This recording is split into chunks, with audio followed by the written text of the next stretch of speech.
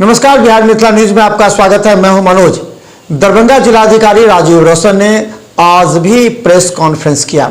उन्होंने बाढ़ की हालात पर प्रशासनिक कार्रवाई एवं प्रशासन के द्वारा बाढ़ राहत सामग्री वितरण के अलावा जो बाढ़ पीड़ित हैं उन लोगों को प्रशासन के द्वारा क्या व्यवस्था की जा रही है इस संबंध में उन्होंने जानकारी दी। हालांकि उन्होंने ये भी कहा कि कोसी और कमला के क्षेत्र में पानी का जल स्तर धीरे धीरे नीचे गिर रहा है, जिससे लोग अपने गाँव में अपने घरों में जाना प्रारंभ किए हैं।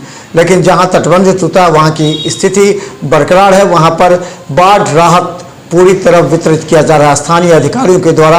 इसके अलावा वहां पर जनरेटर से बिजली प्रबंध किए जा रहे हैं। उन्होंने ये भी कहा कि 24 घंटे के अंदर वहां बिजली भी उपलब्ध करा दी जाएगी। इसके लिए बिजली विभाग के अधिकारियों को कहा गया है।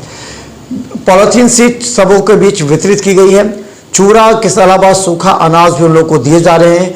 करीब 30 से अधिक अभी भी कम्युनिटी किचन चल रहा है। देखिए दरभंगा जिलाधिकारी क्या कहते हैं। इसके साथ ही उन्होंने आगामी दुर्गा पूजा पर भी लेकर के विशेष जानकारी दी।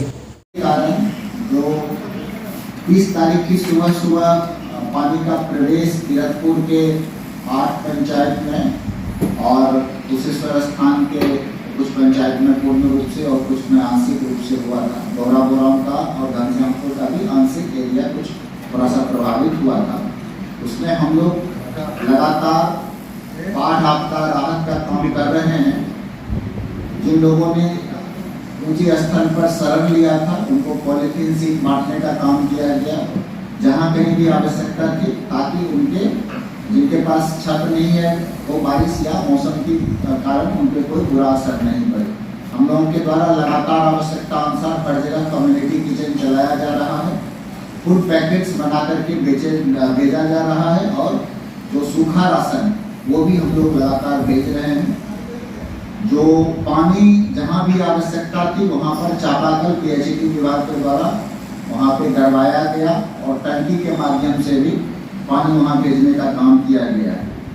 कल माननीय मुख्यमंत्री बिहार सरकार के द्वारा भी विजिट किया गया था पैकेजिंग सेंटर का। जो फूड पैकेट और ड्राई राशन सूखा राशन की पैकेजिंग हो रही थी, पैकेजिंग को देखा गया है। और हम लोग जहाँ पे मवेशी को चारा की नहीं मिल पा रहा वहाँ पे चारा भी पशुपालन विभाग के द्वारा नॉर्म्स के हिसाब से उपलब्ध कराया जा रहा है। साथ में अभी तक हम लोगों के पास 6 लोगों के बारे में सूचना प्राप्त हुई, दावा किया गया है, जिसमें से 5 व्यक्ति का उनका बॉडी प्राप्त हो गया था, उसको पोस्टमार्टम करा लिया गया है और एक पोस्टमार्टम के बाद उनको मुआवजा की राशि का भी भुगतान कर दिया गया है। तो मुख्य रूप से पानी घट रहा है काफ़ी तेजी से और कल की तुलना में भी देखें तो 1 से 1.5 फीट पानी नीचे हो गया है। जो तटबंध टूटा था उसके दोनों एंड को और अधिक नहीं टूटे उसको सिक्योर कर लिया गया है और पटना से जल संसाधन विभाग की जो टेक्निकल टीम है सीनियर अधिकारी की, वो सब लोग आकर के देखने वाले हैं कि उसको किस प्रकार से जल्द तटबंध को सिक्योर कर लिया जाए और जो पानी हमारा ब्रीच हो गया है उसको ठीक कर लिया जाए, दुरुस्त कर लिया जाए। तो मुख्य रूप से यही स्थिति है। स्थिति में लगातार सुधार हो रहा है। जो लोग बांध पे थे उसमें भी जिनके घरों से पानी निकल गया है वो अधिकांश लोग घर की ओर लौटने लगे हैं। हम लोग जो बिजली है कुछ क्षेत्रों में बिजली भी रिस्टोर हो गया है।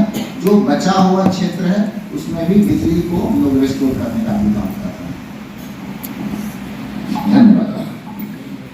हाँ बिल्कुल, बागमती के बारे में भी हम लोग नज़र बनाए हुए हैं। सूचना ये प्राप्त हुई कि जो सीतामढ़ी में कुछ तटबंध टूटने के बाद जो पानी घूम के आ रहा है वो पानी बागमती में अभी आ रहा है। हमारे यहाँ कहीं भी खतरे के निशान को पानी पार नहीं किया है, फिर भी हम लोग चौकसी बरते हुए हैं। पानी बढ़ने का जो दर है वो काफ़ी कम है। बीच में पानी बहुत धीरे धीरे बढ़ रहा था, लेकिन अभी कोई घबराने की स्थिति कहीं शहर पर कोई खतरा नहीं है। बिल्कुल, अभी जो स्थिति है उसमें हमारे शहर पे कहीं कोई खतरा नहीं। एक आखिरी सवाल सर कि शहर में कई जगह देखे जा रहे हैं कि बागमती का पानी जहाँ भी कहीं भी है, पुल पर बच्चे जो स्टंट कर रहे हैं, सेल्फी ले रहे हैं, खतरनाक रूप से जो नदी में जा रहे हैं, तो क्या कहेंगे ऐसे में घटना हो सकती है? बिल्कुल, मैं दरभंगा के सभी लोगों को, नागरिकों को आगाह करना चाहूँगा, उन्हें जागरूक करना चाहूँगा कि वो अपने नाबालिग बच्चे, यहाँ तक कि कई बार बड़ों को भी इस बात की ज़रूरत है कि सतर्कता बरतें। पानी में स्टंट करना या पानी में जाना। पानी में आप गहराई का अनुमान ऊपर देख के नहीं लगा सकते हैं, कहीं गड्ढा हो सकता है जिसके कारण आपकी जान जा सकती है। तो मैं सब लोगों से अनुरोध करूंगा कि बाढ़ के पानी में, नदी के पानी में कहीं भी जाकर के ना जाएं। खास तौर से कोई भी इंटरटेनमेंट के लिए, मनोरंजन के लिए उनकी जान जा सकती है, डूबने की घटना घटित हो सकती है। साथ ही हम लोग सभी थाना, अंचल और अनुमंडल पदाधिकारी को भी हम लोग निर्देश दिए हैं कि वो निगरानी रखें और लगातार घूमते रहें, और यदि इस प्रकार का कोई गतिविधि पाया जाता है तो उसको तुरंत रोक